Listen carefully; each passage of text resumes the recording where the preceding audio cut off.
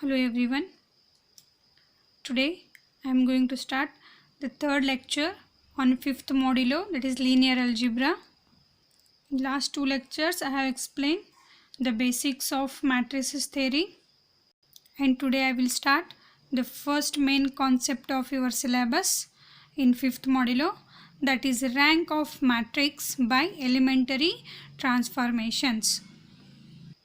Here we have to find the rank of the matrix by elementary transformations. First, let us see what is elementary transformations. Elementary transformations, which is transformation which we also called as operations associated with a matrix. We have to apply the transformations for the matrix. The following are the elementary row transformations of a matrix. For matrix, we have two types of transformations. One is a row transformation and another one is column transformations. See, first is row transformation. Interchange of any two rows. We have to interchange any two rows. And next one is multiplication of any row by a non-zero constant. We have to multiply a constant which is a non-zero to the given matrix. This is the second transformation, means second operation. Third one is addition to any row, a constant multiple of any other row. Means first we have to multiply a constant to the specific row. After that we have to add that row to another row. Let us see the examples for these transformations one by one. Consider the matrix here. A is equal to A1, A2, A3, B1, B2, B3, C1, C2, C3. Now first transformation is what? Interchanging of any two rows.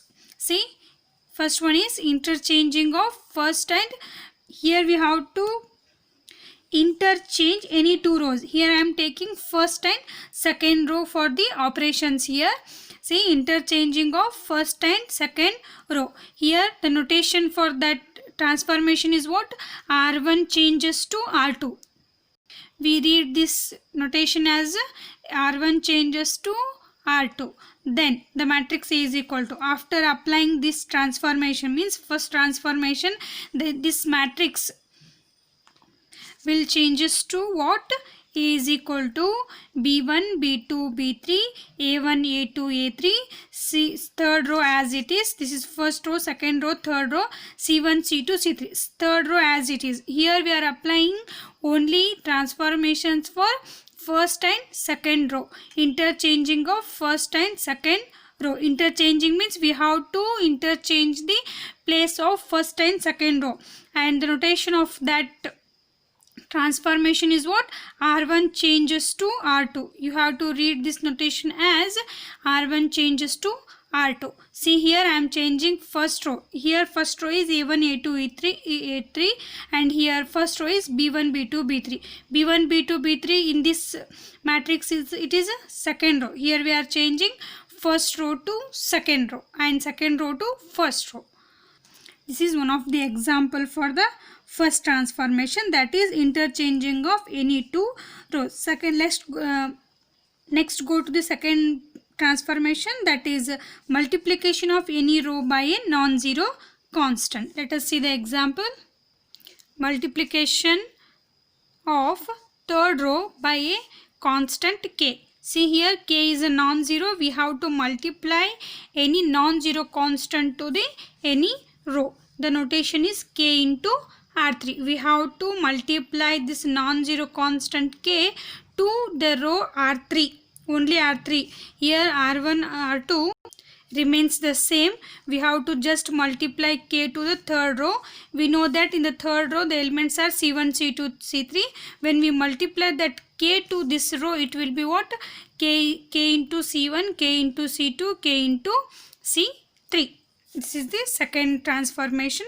Third one is addition to second row k times the first row. Means first we k times the first row means first we have to multiply k to the first row. After that we have to add that to second row. Notation is what? R2 changes to. Here we are adding that constant k into first row to the second row, so that we are changing second row here, so that our notation is R2 changes to k into R1 plus R2. K into R1 plus R2 means first we have to multiply that non-zero constant k to R1, then add to R2. Here just we are changing R2, keep as it is R1 and R3. Here first row and last row as it is. The second row will be what? K into A1. Multiply that k to first row element, that is k into A1, plus second row is B1. Next k into A2 plus B2, k into A3 plus B3. This is the third transformation. Note, the transformation can also be applied for the columns. The same transformation can also be applied for the columns. Means you have to interchange any two columns, and second one is you have to multiply any non-zero constant to any column. Then third one, add any non-zero constant to column, then add that column to any other column. Means the same transformations are also applied for the columns. This is how we have to apply the transformations for the given matrices. You must practice these transformations, because for finding rank of a matrix, this transformation knowledge is must and should. Means transformation knowledge must be useful here. Definition: equivalent matrix. What are the equivalent matrix? Two matrices A and B of same order are said to be equivalent if one matrix can be obtained from the other by a finite number of successive elementary row or column. So here we are taking transformations for row or columns, column transformations, and notation for that is A equivalents to B. Equivalence matrix means equivalent matrices means what? Here we have two matrices, that is A and B. Then B is obtained by applying finite number of successive row or elementary transformations. Then that matrix is what? A equivalents to B. Means B is a matrix which is equivalent to A. Next definition is echelon form of a matrix. A non-zero matrix A is said to be in row echelon form if the following conditions are prevail. Means when we say the matrix is in echelon form, only when the matrix satisfies these two conditions. What are the conditions here? First one is all the zero rows are below the non-zero rows. Means all zero rows are lies below the non-zero rows. Zero rows means what? In a row in which all elements are zero. The matrix having zero rows below the non-zero rows. This is the first condition. Next one is the first non-zero entry in any non-zero row is 1. Non-zero row means what? The row in which all elements are not zero. Second condition is what here? The first non-zero entry. Non-zero entry means the entry which is not equal to 0. Non-zero entry in any non-zero row. Non-zero row means the row in which all elements are not 0 is 1. Means if you have any non-zero row, that row must be start with the element 1. See, here we have some examples.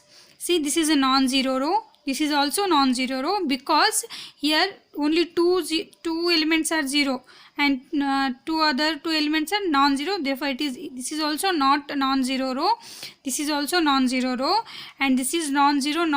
See here, this is 0 row, because here in this row all elements are 0. First condition is what? Here all 0 rows are below the non-zero rows. Here in this matrix we have all the three rows are non-zero. And for the second condition, see here, this is a non-zero row and non-zero entry. Non-zero entry in the non-zero row is what? First non-zero entry. This is a non-zero, first non-zero entry in the non-zero row, which must be 1. And here also, this is a non-zero row. The non-zero row, non-zero entry in any non-zero row. Here, see here, this is a non-zero row and first non-zero entry is what? 2. These two are zero entries. Okay. Condition is what? Non-zero entry in the non-zero row. This is a non-zero entry which is a first entry in non-zero element. Similarly, here also this is a non-zero entry. See here. Here we have non-zero entry. This is also non-zero row. This is also start with a non-zero element 1. And this is also non-zero row and non-zero entry 1, which is first non-zero entry, because we have another 2 elements which are non-zero. That is 2 and 9. Here 1 is a non-zero entry which is first in this second row, and this is a third row which is a 0 row. And see here, 0 row is lies below the non-zero rows. Here also this is 1, 4, 2. Here also non-zero, first non-zero entry is 1, and here also first non-zero entry is 1. Here non-zero entry is only this one, and this starts with only 1 here. After that we have 1 0 element. Our condition is what? Our non-zero entry must be entries must be start with 1 here. This is 1 and this is a 0 entry which is lies below the non-zero rows. When we solve the examples, you will come to know the clear understanding of this echelon form of a matrix. Next comes to the definition of rank of a matrix. The rank of a matrix A in its echelon form is equal to the number of non-zero rows, and it is denoted by row of A. Rank of a matrix is what? The rank of a matrix A. Here A is a matrix, then the rank of that matrix is its when the matrix is in echelon form. To find the rank of a matrix, the matrix should be in the echelon form, and which is equal to the number of non-zero rows. Means we have a matrix which is in the echelon form, then number of non-zero rows gives us the rank of that matrix. See here, one example is there. The matrix A is equal to this one. Here non-zero rows are how much? Here we have 2 non-zero rows. Therefore, rank of that matrix is 2. Here 2 rows are 0 rows and 1 is non-zero row. Therefore, rank of this matrix B is what? 1. Similarly, here also for this matrix, non-zero rows are only this one. Only one row we have non-zero. That is, therefore, rank of this C matrix is what? 1.